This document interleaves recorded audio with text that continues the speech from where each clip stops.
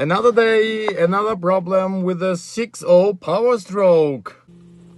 So now we try to start.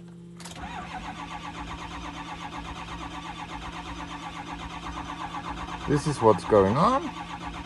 You can see it builds pressure, but it won't start. So I try to start maybe 8 times, 10, 15, 20 seconds in a row. It don't want to start. I really go crazy with this shit. So what's happened to my Powerstroke? I really go crazy with that.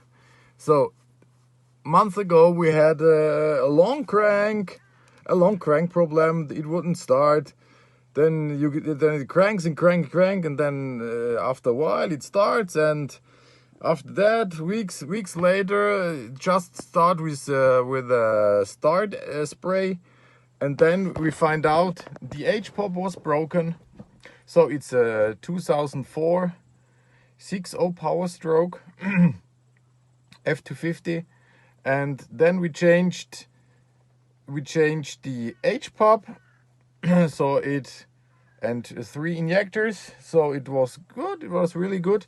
Then it runs really nicely and very, yeah, we crank maybe 2 or 3 times, 5, 6, 7, 8 seconds. Then it starts and runs very good, and then it shuts off and never starts till now.